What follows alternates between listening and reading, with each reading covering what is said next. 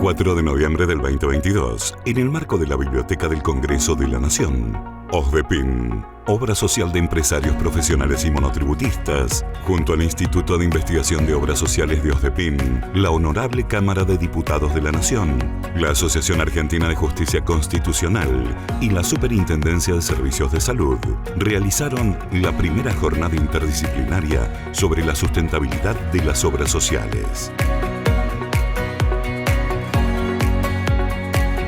Con una gran asistencia que superó ampliamente las 200 personas, luego de las acreditaciones y un breve coffee break, alrededor de las 10 de la mañana comenzó este importantísimo encuentro, que tuvo como eje central de debate los diferentes tópicos vinculados a los factores y circunstancias que inciden en la estabilidad económica de las obras sociales. El diputado nacional Carlos Selva fue el encargado de dar la bienvenida a los presentes. Obviamente compartimos la preocupación de un sistema que tiene que entrar en un debate para encontrar soluciones, no para hacer diagnósticos solamente.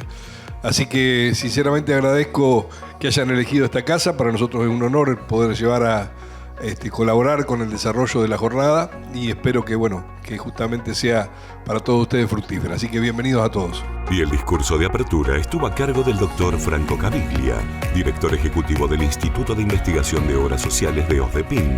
La noción de sistema con la cual nosotros habitualmente abordamos esta problemática como sistema de salud no es suficiente para abordar esta problemática, sino que requiere un abordaje más profundo y más amplio, donde se incorporen actores que no forman parte del sistema de salud, como es el caso del Poder Legislativo y el Poder Judicial, y sectores que están en el entorno del sistema, como el caso de los laboratorios, de las asociaciones de pacientes, de los prestadores y de las droguerías. Y del doctor Patricio Maraniello, juez federal de primera instancia en lo civil y comercial y presidente de la Asociación Argentina de Justicia Constitucional. En horas de la tarde se dio lugar a la tercera mesa. Tiempo de hablar acerca de las alternativas de financiamiento de las prestaciones y medicamentos de alto costo. Sus integrantes: Carlos Alberto Díaz, director de la especialización en Economía y Gestión de la Salud de la Universidad iSalud. Gabriel Barbagallo, presidente de Federación Argentina Obras Sociales de Dirección. Luis Servino, director médico de Obras Sociales y vicepresidente del Instituto de Investigaciones Sanitarias de la Seguridad Social. Diego Martínez, proveedores hospitalarios. Coordinador, Facundo Rodríguez. Muchas gracias. Yo voy a hacer una visión un poco diferente. Para mí hay que enfocar la realidad desde otro aspecto, no del que venimos refiriéndolo, sino involucrando a todos los actores institucionales y analizándolo desde la complejidad que tienen los sistemas sociales abiertos como el de salud, para analizar cuál es la problemática acerca de la necesidad de considerar un término que no son sinónimos, sino que son complementarios y suman acerca de lo que significa solvencia, sostenibilidad y sustentabilidad. Son tres cosas diferentes, que es lo primero que nos tenemos que poner de acuerdo. Hay un primer aspecto que considerar y que se va a fijar como pool de riesgo. O sea, que las entidades de seguro de salud, si se llaman así, tendrían que tener asignado un pool de riesgo que no solo es en cantidad de almas, sino en carga de enfermedad y la carga sanitaria que ésta genera, y que hay que tener un diagnóstico de eso, cuánto implica actuarialmente cubrir ese programa, y que todos tengan un plan de salud, y no como es hoy, que muchas veces los usuarios del sistema recorren el sistema con muchos de ellos con ese diploma de clase media, eligiendo ineficientemente sus médicos y sus atenciones sin ningún tipo de eje de razonamiento clínico que los lleve por el sistema, y por lo tanto a partir de allí consumen ineficientemente. Los sistemas de salud en el mundo no tienden naturalmente a la equidad, no es una condición esencial de los sistemas ir hacia la equidad. No es así, eso tiene que ser regulado y eso tiene que ser sustentado por marcos normativos y por poderes de rectoría. Muy difícil en un país con 24 planes, con programas de salud, jurisdicciones de salud totalmente autonómicas y que encima en estos últimos años tienen superávit fiscal, con lo cual los problemas que vivimos nosotros son un poco alejados a los que viven ellos. Esto también determina lo que significa la gestión técnica de estos seguros de salud y que tengan un plan director, que tengan indicadores, que tengan que acreditar en calidad sus prestaciones. Los sistemas de salud tienen un 20 o 30% de gasto de ineficiencia que podrían ahorrar la mitad si se corrigieran muchos de los factores que indican en lo prescriptivo, en la utilización inadecuada, en la ausencia de la toma de decisiones basadas en evidencia, que está por debajo del 30% de todas las decisiones médicas.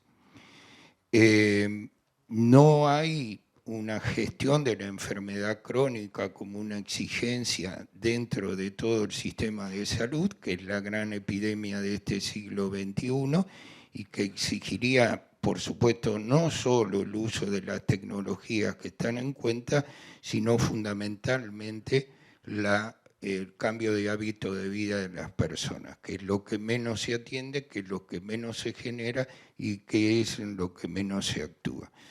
Después está la eficiencia asignativa, ¿no? Que es una acción que está desde el punto de vista del prescriptor en los microsistemas de salud y en la variabilidad de la prestación médica que viene del siglo pasado, de 1930 por lo menos, cuando se publican los primeros trabajos de variabilidad de la prestación médica y que determinan un altísimo costo porque por diferentes razones, por incentivos, por afinidad profesional, por insuficiente cantidad de datos. Digamos, si uno quisiera mejorar el sistema de salud, los pacientes tendrían que tener una historia clínica informatizada, tener todos los médicos que actúan en el sistema los datos y no tener que repetir permanentemente estudios complementarios sin ninguna necesidad y con una repetición anodina que no agrega valor en la medicina.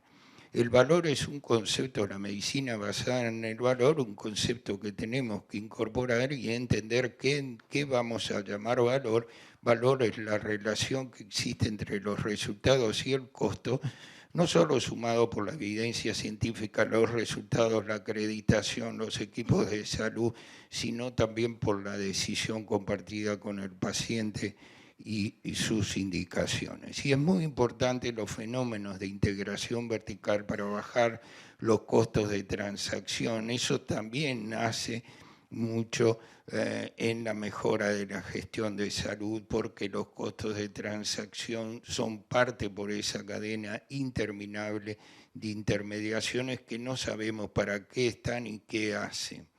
En el hospital que yo dirijo, cada 4 trasplantes, si lo tuviéramos que comprar en el mercado, uno nos sale sin costo. O sea que hay un 25% de eficiencia en la medicina de alta complejidad en función de la integración vertical, de la acreditación de la calidad de los equipos y la medicina basada en el valor. Eso es una función de la integración, el abordaje de la polipatología y multimorbilidad, que son la mayoría de nuestros pacientes que requieren segundos y terceros niveles de atención, la polifarmacia.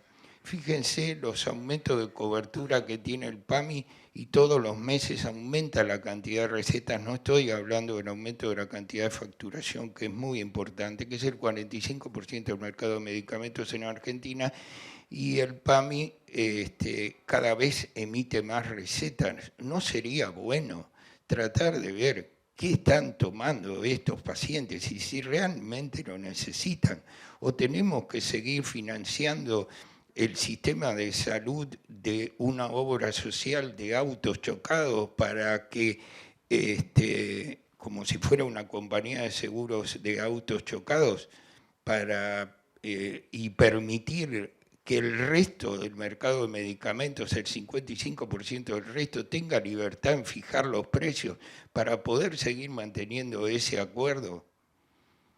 Eso lo tenemos que hacer, eso tenemos que seguir admitiendo.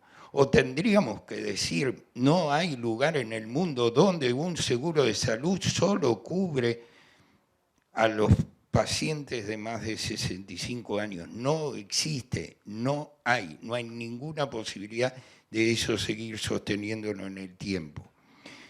No es necesario aportar, obviamente, las guías clínicas, es necesario aportar la evidencia científica, es necesario revisar todas esas normas que nos rigen a nosotros a través de las tecnologías tuteladas que ya tienen más de una década y que deberían ser revisadas si es realmente lo que sirve.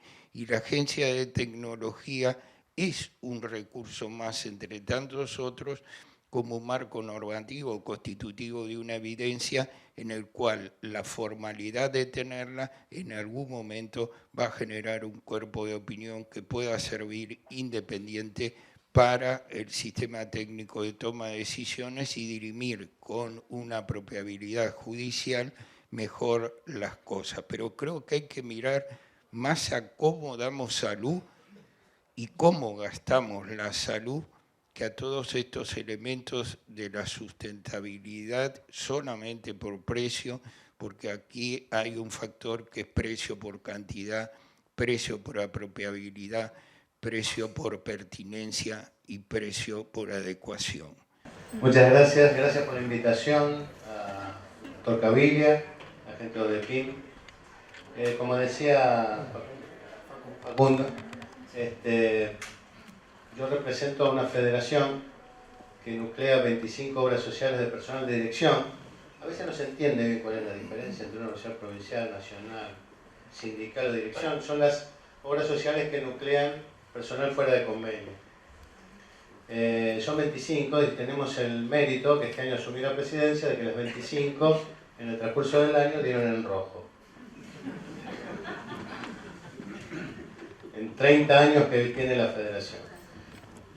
Yo sé que les causa risa el chiste, pero después si quieren lo desarrollamos más en profundidad. Era bastante común hace varias décadas atrás ver muchos canchas de pádel, ¿se acuerdan?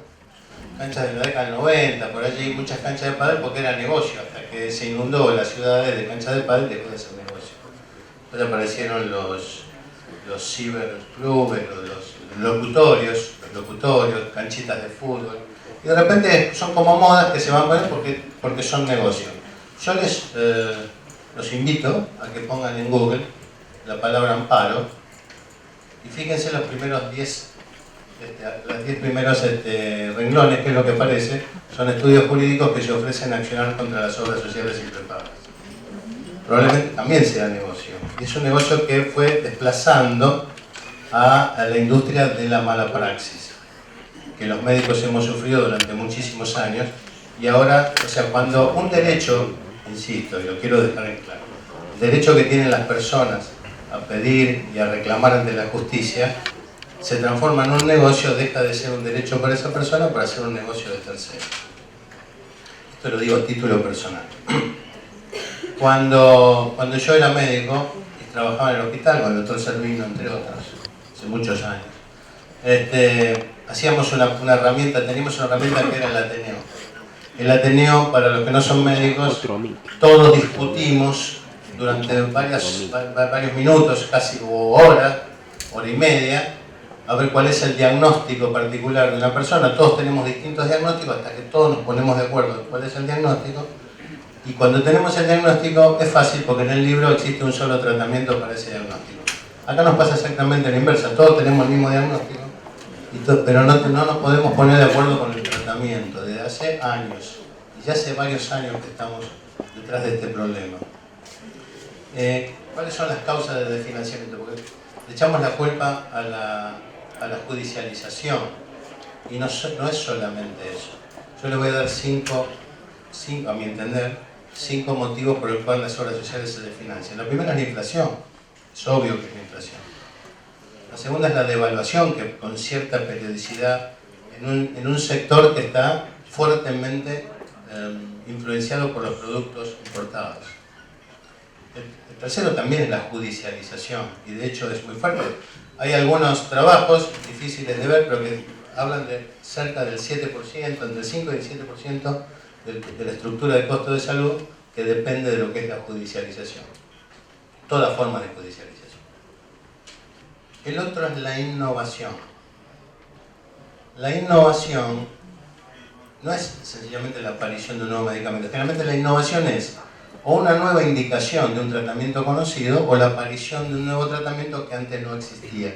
Por lo tanto, no se puede comparar contra nada. No existía contra algo que ahora sí existe. Por lo tanto, la innovación no es equiparable ni a la inflación ni a la judicialización. Y la última es la legislación.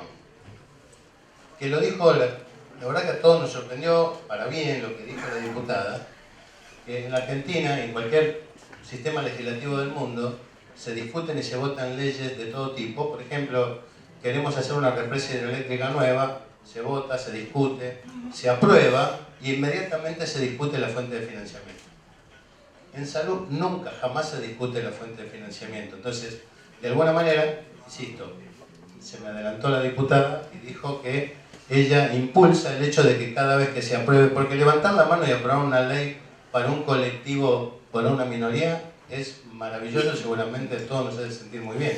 Ahora, si después no hay con quién pagarlo, lo que contaba el camarista de hace un rato de una obra social que tenía no sé cuántas personas. Exacto. Bueno, es prácticamente inviable e inconsistente. ¿Por qué es inconsistente? Porque la salud es una necesidad infinita y progresiva que se quiere financiar con recursos que son finitos y estáticos. Entonces esto es una inconsistencia. Entonces vamos a tener que determinar en algún momento, lo primero que hay que discutir es qué salud queremos. Porque hay mucha diferencia entre la salud que queremos, la salud que tenemos y la salud que podemos. Mientras nosotros legislamos por la que queremos y demos salud, y hablo de salud pública, privada, seguridad social, prepaga, cual sea, pero demos salud a través de lo que podemos, siempre en el medio va a haber un hiato, un vacío que termina en la justicia. Y ese vacío está en relación directa a la distancia que hay entre lo que queremos y lo que podemos. Entonces lo primero que tenemos que discutir es qué salud, porque si nosotros queremos discutir una salud que le dé a todos, de todo y en todo momento, entonces decimos, señores, esta es la salud que queremos, entonces busquemos la fuente de financiamiento para esa salud que queremos. Ahora, si nosotros lo arrancamos al revés y decimos, este es nuestro recurso y esta es la que podemos, bueno, a partir de eso definamos qué modelo de salud queremos. Insisto, no hablo ni de seguridad social, ni medicina privada, ni medicina pública. Porque la falacia del PMO, lo voy a decir así, la falacia del PMO, que nació ya hace muchos años, empezó siendo un menú de prácticas y prestaciones obligatorias que tenía que dar la seguridad social, después por extensión llegó a la medicina prepaga. De menú no tiene nada, pues yo no conozco ningún restaurante que ustedes vayan a comer, le piden el menú y le digan, tráeme cazuela de marisco, que si no, no trabajamos con marisco, tráemelo porque este es tu piso. Y eso es lo que dijo una vez la Corte Suprema, dijo que el PMO era un piso. O sea que el PMO está conformado por cientos, no sé, de prestaciones, pero todo lo que allí no figura también puede ser otorgado. Entonces terminó de romper cualquier cálculo actuarial, cualquier previsión que se pueda hacer, porque no tiene sentido. Por eso no se actualiza tampoco, como debe actualizarse el PMO. Porque todo lo que no está puede estar. De hecho puede estar. Entonces esto también lo tenemos que resolver.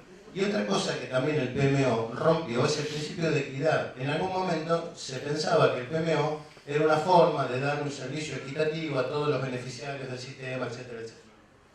Pero una vez, con algunos, seguro de los que estuvimos acá también, decimos entender a un ex ministro de Salud que el PMO era lo más inequitativo que había porque asegura un menú de prestaciones ampliado luego por la Corte Suprema a todo lo que se le pida solamente a las personas que tienen trabajo formal, o sea, obras sociales, o poder adquisitivo, o sea, medicina prepaga. Una cosa que quiero dejar en claro, de ninguna manera, ni yo personalmente, ni las organizaciones que represento, queremos o creemos que las personas que tienen alguna enfermedad rara, que son una minoría, o que necesitan un medicamento caro, no se le deba cubrir. Lo que estamos diciendo es que tenemos que buscar la fuente de financiamiento para medicamentos que valen centenas de miles de dólares. No decimos que lo digo, porque nosotros como ciudadanos pensamos distinto si estamos sanos o si estamos enfermos. Si estamos sanos, somos los reyes de la austeridad y de la administración y la gestión, y si me incluyo. Y si estamos enfermos, queremos que todo lo que exista por ahí dando vueltas, y más también, nos lo pongan a nuestra disposición. Entonces, yo creo que una persona que tiene la desgracia de una familia que tiene la desgracia de tener una enfermedad rara, o un hijo con una enfermedad rara, no tiene que además sufrir el calvario de esta discusión que estamos teniendo, si está bien indicada. Tenemos que buscar los resortes para que eso pueda ser financiado. Y ya les digo, como termina, no se puede financiar más medicamentos de estas características con los aportes y contribuciones del trabajo formal. Porque hoy la salud se mantiene por el 3% de los sueldos y el 6% del aporte patronal de las obras sociales. Y los gastos de bolsillo en el caso de los pagos privados. ¿Cuál sería la propuesta? 1. Vamos a tener que en algún momento discutir la presión fiscal que tiene este sector. Puede ser que este sector, que de alguna manera genera un alivio en la salud pública, porque el 60, 65, 70%, según las estadísticas, de las personas tiene una cobertura, sea obra social, PAMI o prepaga, está reemplazando un derecho que le corresponde al Estado, una obligación, mejor dicho, que le corresponde al Estado. Entonces no puede además pagar impuestos por sobre eso de todo tipo, de impuestos nacionales, provinciales y municipales, tasas municipales. Todos los impuestos que dan vuelta, o gran parte de los impuestos que están dando vuelta, se pagan, pues se paga IVA, no se puede tomar crédito, se pagan ingresos brutos, etcétera, etcétera. Entonces, si estamos reemplazando un rol que es del Estado, no digo que no haya que pagar impuestos, pero tenemos que discutir un régimen distinto. Y lo otro es generar un seguro para, como dije antes, para el alto costo y el alto precio. Entonces, de alguna manera, le podríamos sacar un poco de... Ahora, si esto alcanza, la verdad no lo sé, porque la sensación que tengo es que siempre venimos corriendo delante de la bala, ¿no? Vamos corriendo y la bala viene atrás siempre. Entonces, de repente, aumenta la medicina prepaga, aumenta el aporte del Estado, aumenta la paritaria, hace que aumenten las actas de las obras sociales, entonces corremos un poquito, la bala se despega, pero la bala después sigue andando. Y siempre la tenemos tipo el coyote, ¿no? Con el correcamino, siempre está ahí, siempre está cerca. Entonces, de alguna manera vamos a tener, como dijo Oscar antes, pensábamos que hace 20 años, pero ahora parece que estamos cerca, ¿no? Del problema de la... No digo lo que es el final porque es muy fuerte, pero estamos cerca de algo, digamos, de una catástrofe un poco más. Final y catástrofe bastante parecido. Claro, bastante parecido. Entonces, como decía, ya para ir terminando, no discutimos cobertura, sino que discutimos acceso. Quiero que quede claro. No somos gente insensible porque en nuestra familia también tenemos enfermos y tenemos socios. O sea, tenemos que discutir acceso. ¿Cómo hacemos para que la gente pueda acceder a la medicina de cobertura? Entonces, de alguna manera tenemos que tener una entidad que de manera autárquica dictamine la eficiencia de los distintos tratamientos y drogas, que puede ser la ANET, puede ser la CONETEC, que entendemos que no puede ser vinculante, porque usted no puede estar vinculado y subsumido a una oficina del Poder Ejecutivo o autárquica, pero sí que sea de consulta obligatoria. Hablaba de la soledad que tienen los jueces cuando toman decisiones. Yo le invito a que un día también entienda la soledad de un cirujano cuando está solo en el conurbano y tiene que operar a una persona y no sabe si cuando termina en las condiciones que está operando para salvarle la vida, encima le hacen un juicio de mala praxis. Nada más. Es interesante que estemos todos en este debate, nosotros como socios estratégicos de las obras sociales, porque la verdad que somos eso, hoy los financiadores del alto costo somos las droguerías, más allá de quién es el dueño del capital, ¿no? Finalmente el Estado o las obras sociales, ¿no? Pero claramente el debate es muy rico porque nosotros como miembro de ese ecosistema, lo que hacemos, y les cuento un poco, porque ya se debatió bastante, o se habló bastante de lo que hay que hacer de fondo, y a mí me gustaría contarles lo que hace una droguería de medicamentos de alto costo en la interacción diaria con las obras sociales. Las droguerías somos el brazo armado de las obras sociales en la última milla, digamos. Nosotros distribuimos en todo el país a las farmacias los medicamentos, desde medicamentos que valen 1.000 pesos a medicamentos que valen 2,5 millones, 3, 4 millones de pesos, con la misma rigurosidad científica, con el mismo tratamiento que ANMAT obliga. Somos un mercado hiperregulado y la verdad que entendemos que la problemática es creciente. Nosotros vemos nosotros somos miembros de CADME, que somos la Cámara Argentina de Droguería de Medicamentos Especiales, y entregamos aproximadamente, sacando los convenios PAMI y OMA, gran parte de esos medicamentos, y entendemos y sentimos en tiempo real la problemática de las obras sociales. O sea, yo no descubro nada si digo que la inflación, y como bien resumió Gabriel, digamos, me sacó lo que iba a decir acerca de, porque de la manera se debatía que el problema del desfinanciamiento es el precio de los medicamentos. Es una de las partes, me parece. O sea, el precio de los medicamentos, y eso es un dato mata cualquier tipo de conversación. Los medicamentos hace 4 meses que aumentan un punto menos que la inflación. El problema es la innovación, básicamente. O sea, hace 20 años, la droguería que yo presido, o 30 años cuando empezó, había medicamentos muy básicos, y luego apareció el HIV, que el HIV, las droguerías de medicamentos especiales,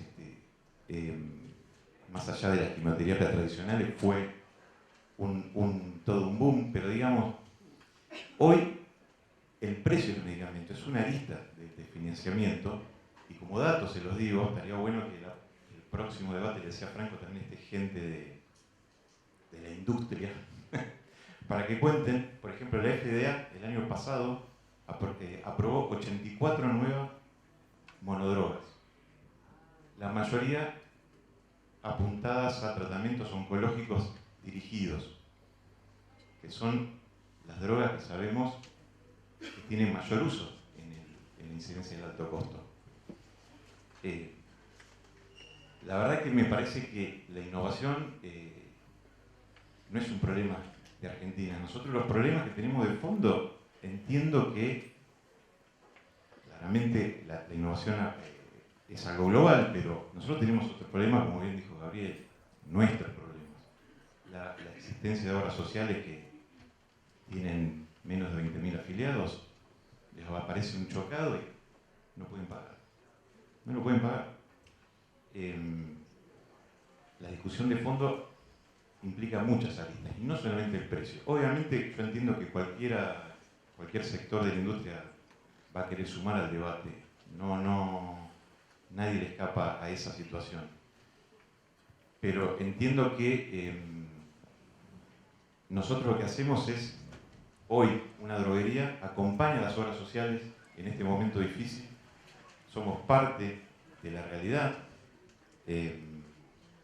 y tratamos de, por lo menos desde la Cámara, nosotros tratamos de empujar en un mercado muy competido. O sea, hoy las drogas oncológicas más utilizadas, biológicas, bevacizumab, trastuzumab, tienen 7, 4, 5 competidos, y nosotros desde la Cámara lo que empujamos y tratamos es de que las obras sociales y los médicos prescriptores elijan en conciencia de las diferencias de costo de cada uno.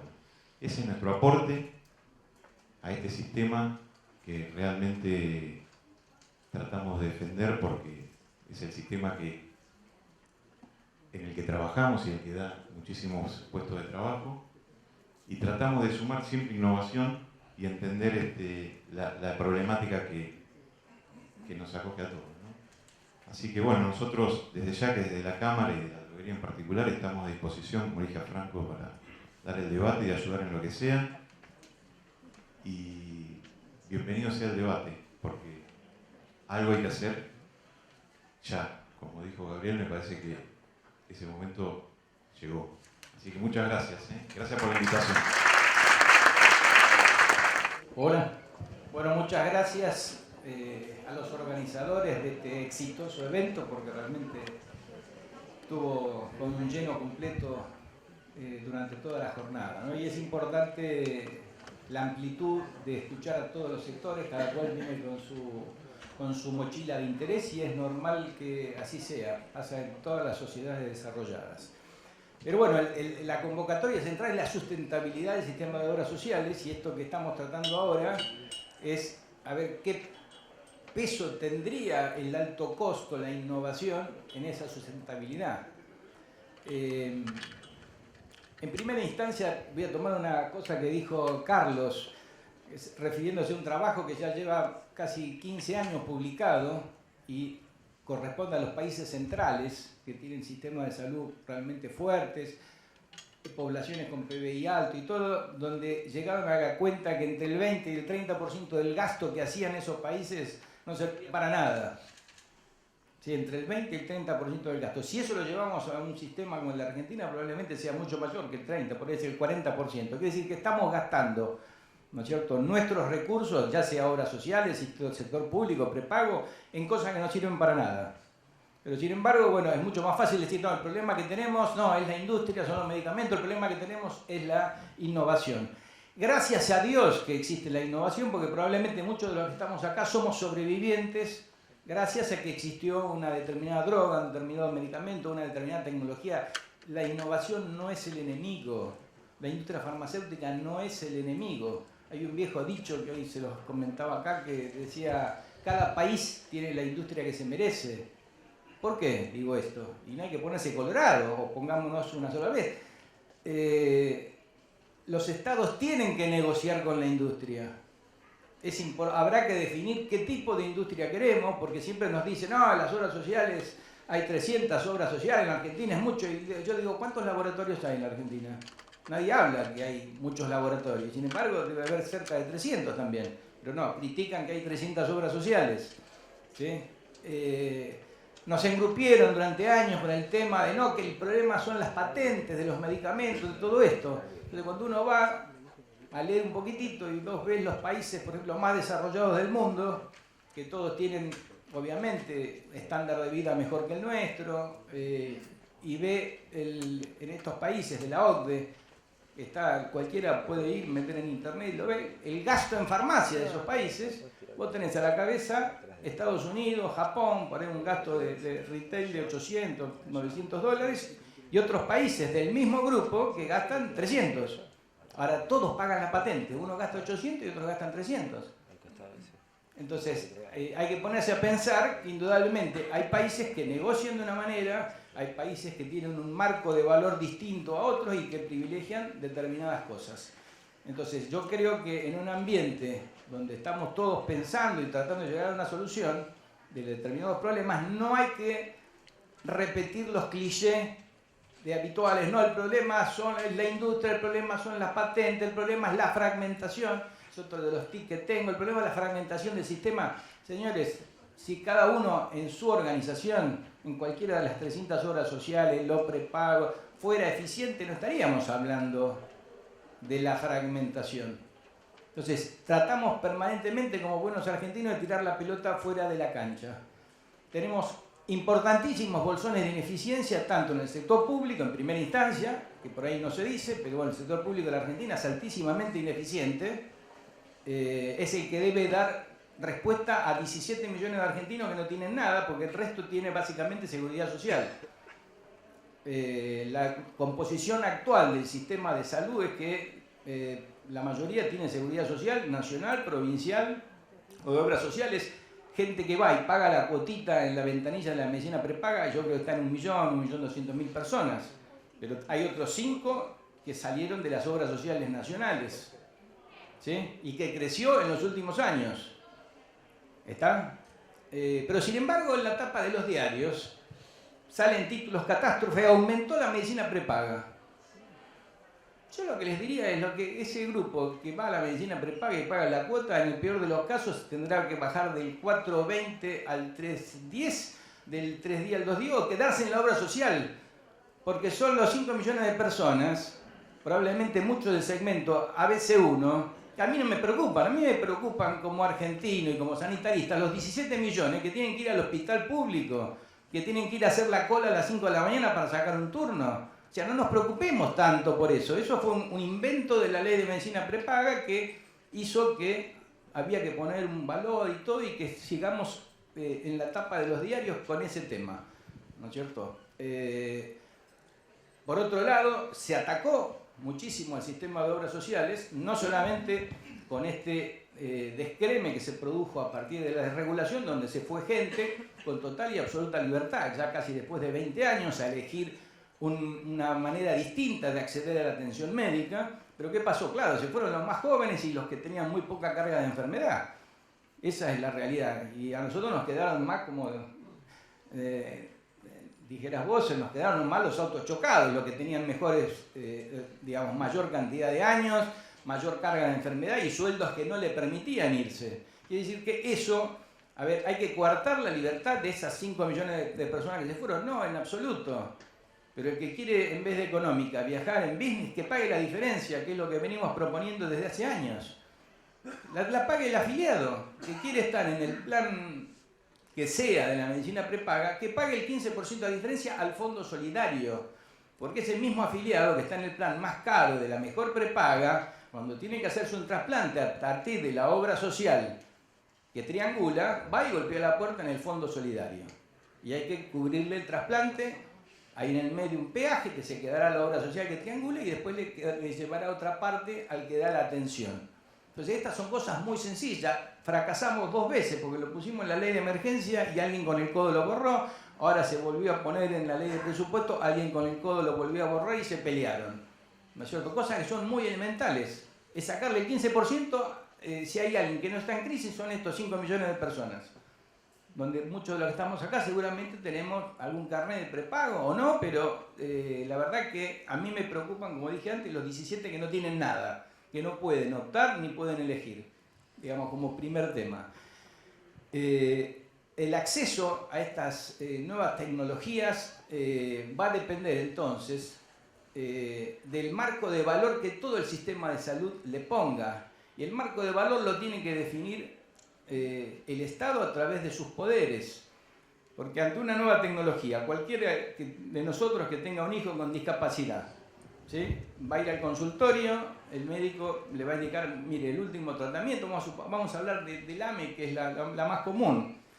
¿Hay algún médico que le diga, no le voy a indicar esta droga porque es muy cara? Ustedes como padres le van a decir, no, esto a mi hijo no se lo doy porque sale caro, no. O sea que este problema, primero, no lo puede resolver el de la nueva tecnología ni el médico ni el paciente.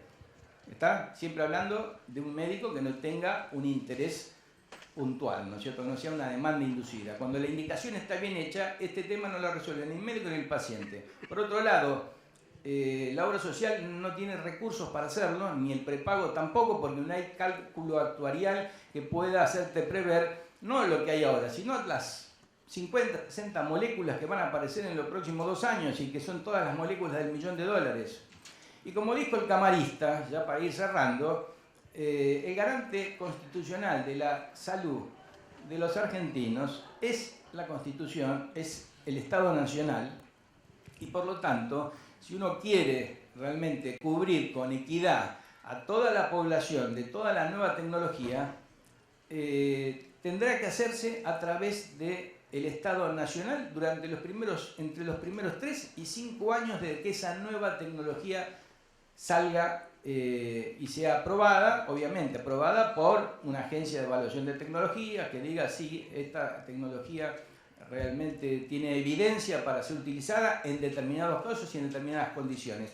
Pero como el presupuesto es finito, y eso debe hacerse por ley, ¿no es cierto?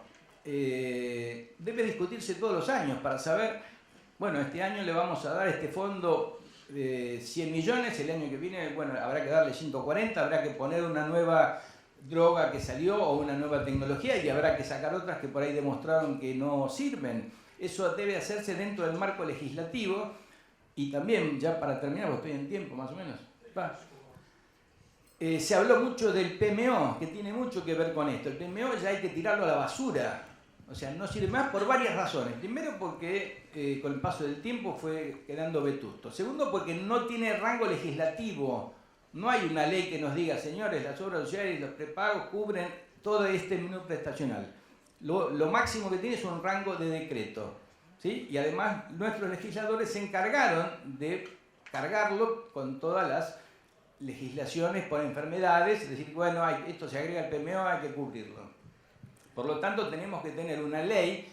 Si no queremos tener amparos, los jueces son muy simpáticos, creo que nos cansamos comiendo asado durante años, juntándonos con los jueces,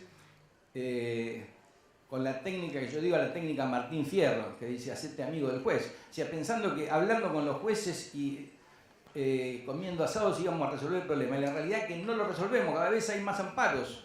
¿Pero por qué cada vez hay más amparos?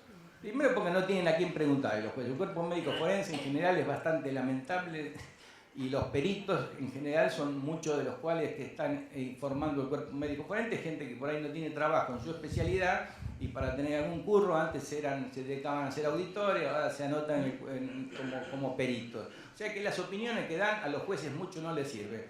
El juez necesita un marco jurídico claro. Para tener un marco jurídico claro necesitamos que haya una ley que reemplace el PMO por una canasta de servicios explícita. Que diga, señores, usted obra social, usted prepago tiene que cubrir desde acá, desde la A hasta la Z. Si usted cubrió esto, no tiene ninguna obligación frente al usuario o al beneficiario. ¿Eso significa que se acaba el amparo? No, si hay un amparo, tendrán que ir a la justicia y que la justicia falle o le haga un amparo al Estado Nacional. Y yo me pregunto, ¿va a ser igual? Hola. Me cortaron.